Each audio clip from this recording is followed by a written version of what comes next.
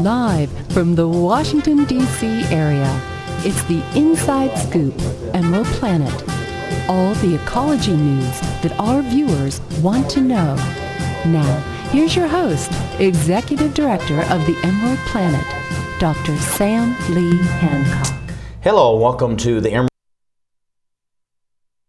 I'm Hancock of the Emerald Planet in Washington, D.C., coming to you each week, looking at 144 different nations, looking for those 1,000 best practices, the technologies, the services, and the products as we look around the globe.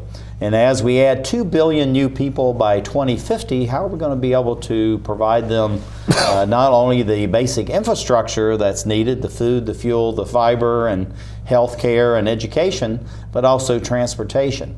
The two gentlemen sitting right beside me are looking at this in a way that you would think of maybe it would be 100 years ago. But actually they've taken something that's been around for a while and made it very new. So this is Alan Levine sitting immediately beside me. He's the president and CEO. And then Albert Nunez, who is the chief solar and technical engineer. And they're both with what's called HybridPedals. And they're going to tell us about that. So Alan, tell us a little bit about what's HybridPedals. HybridPedals is a company that was formed on the premise that electric bikes are the answer to the future of transportation. They cost 3 cents to go 20 to 30 miles. Now let's say that again. 3 cents to go. 3 cents of electricity to go 20 or 30 miles. I see. They can be solar charged very easily. And they can get you where you need to go very quickly, very efficiently, and very economically. Yeah. Well, I know in Washington, D.C., this is the city is priding itself with having one of the most extensive networks, and I guess per capita, one of the highest in the United States and even in the world. So that's very important. Al, why are bicycles, and particularly the type of bicycle you're talking about with this, you know, the hybrid electric and pedal too, I guess you have pedals on yours. Why are they gaining so much popularity here and all over the world, actually? Well, the electric bicycle really is a pleasure to ride on. If you've never had the experience, I strongly urge you come in and check one out because it takes all the sweat away. It really does. It's just very easy to go up hills, and it's these bicycles are quite easily able to go 20, 30 miles with the hub motors, and if you have the mid-motor system, you can go as much as 100 miles per charge. My goodness. So it's there. We have also folding type bikes that can be used and taken on the subway, and can also park right in your office.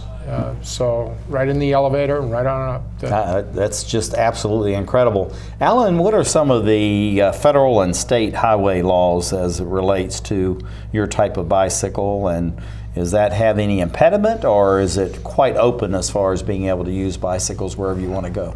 Well, that's really the beautiful thing about electric bikes in America.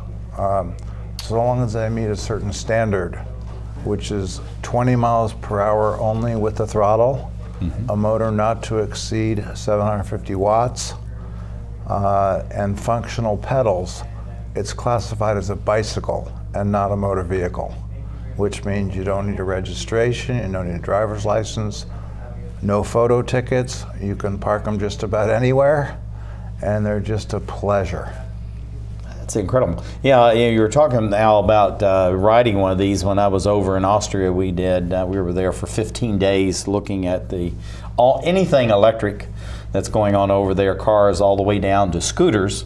And I did have a chance a couple different times to ride the electric bikes. And I tell you, they really are fun. They are. And when you get on there and you open it wide open, there's a few G's there will put you on the back of the seat. But the core mission, sustainability as far as your bicycle is concerned, I understand you really are kind of the leader of the band for that within the organization. Well, as you were discussing earlier in the previous section, in lesser developed countries, there's a tremendous opportunity to leapfrog the way the United States did it, and to just go straight to electric bicycles instead of internal combustion engine vehicles. And the beautiful thing about it too is that you can charge these lithium-ion batteries on these bicycles with a relatively small solar-powered system. If you have a trailer off the back side that you pull behind the electric bike, you can turn it into an ambulance.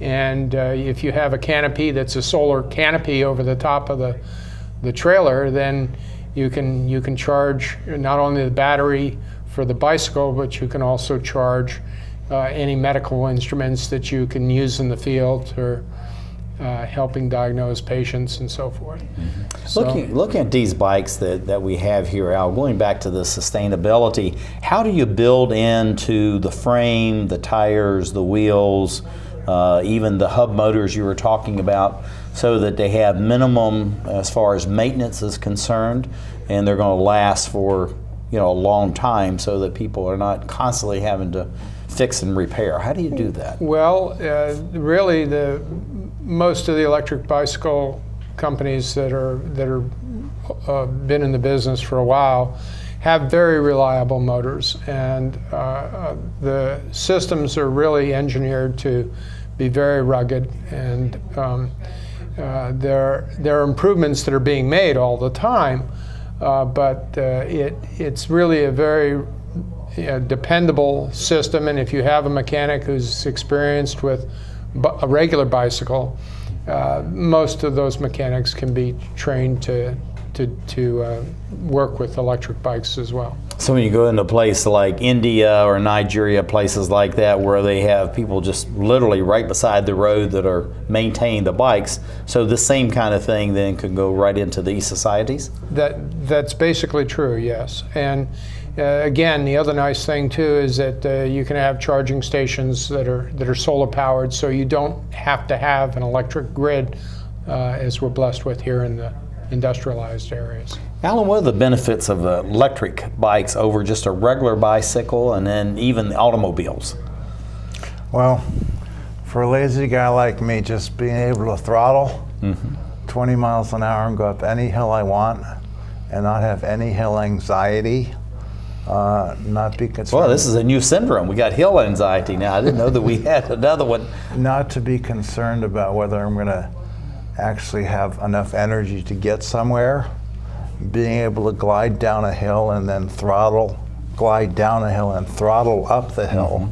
I like to have fun with people and throttle up a hill and pedal backwards while the bikers to my right are stressing and straining to get up the hill. It's a lot of fun. Well, I tell you, the bike that I rode in when I was in Austria really was a lot of fun. And actually, we were on this special track for race cars, but they had all the bikes, the scooters, and everything else. So we got to go on the same track, and that was really fun. And really a lot of. How do you charge this? What's the process of that, and is there extra charge, or can you just plug right into the regular electrical outlets in your home, or how does it work? Yeah, there's a charging unit that's a little smaller than a brick usually, and it's similar to what you'd find with a laptop computer that you plug it into the wall, and if you're in an area where you have grid power, and you just go ahead then and plug it into the battery, either on the bike, or some of the bike styles take the battery off and bring it into the house and then plug it into the charger. And it takes usually anywhere from 2 to 6 hours to charge a fully discharged battery, depending on the size of the battery and the amp hours that it needs to consume in order to be fully charged. But if you're, again, the beautiful thing too with solar power is if you have an emergency situation where you don't have grid power, say a hurricane went through and the power's down for a week or two, then you can have emergency first responders with trailers that are filled with electric bikes that then have solar panels on top of them.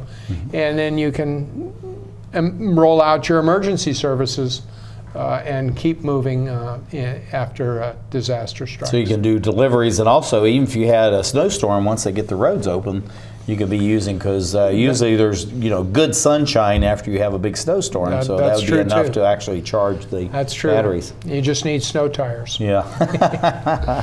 Alan, and you're talking about the joy of gliding down the hill and then letting the electrical power take you up. But what should people that are listening to this, both here and abroad, think about when they're wanting to select an electric bicycle? Ride it before you buy it. I would really caution people about purchasing online. I went into this business to provide people with a place to go to test almost every high-quality brand of electric bike before making a decision. It's a rather large purchase. An educated consumer is our best customer, and we educate them and we prompt them to go home and do homework after they test drive their bikes. And inevitably, they come back within a week and they buy the bike that they've chosen. Mm-hmm. So there's no real pressure then to get it right there. Actually, you prefer if they don't, just come up and drive something off. We even allow people to rent the bike that they're interested in for a day before they actually purchase it, and then we credit that rental to the purchase. Want to be sure to put the right butt in the right seat. Or on the right seat anyway, right?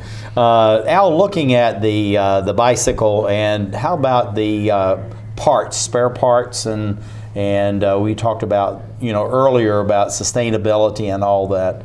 But can people maintain these on their own, or do they need to go to a certified mechanic? How does that work? Well, again, as I said before, they're a very reliable product, and I guess if there was one caution that I would put out, it would be to be sure to maintain the battery and make sure that you don't run it totally empty and leave it empty. So you don't want to, in essence, discharge it. You don't want to totally discharge it and leave it totally discharged for months and months and months. It's best to, if you're going to put it up for several weeks or a month and not use it, to just charge it up and then just let it sit. And usually the batteries will hold their charge very well for 6 to 8 months. But you don't want it to be put away totally empty. So if you're, let's say it's a 20 mile before you need to recharge each day, you want to just keep topping it off, in essence. If you're using it every day, you want to top it off every day, yeah. Okay, well, we're running out of time. Alan, where do you see your organization being in the next 5, 10, 15 years? The Wall Street Journal says that we'll sell 100,000 electric bikes in the United States this year. Mm-hmm. They say by the end of the decade it'll be 1 million. I think we're moving incredible right growth. Along that pace. My goodness gracious. And that's assuming no huge rise in gas prices. That's just the pace of where the industry's going. That's amazing.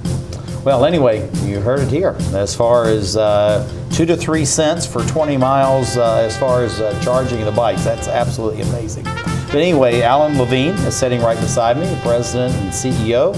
Albert's Chief Solar and Technical Engineer, HybridPedals, as we create the Emerald Planet.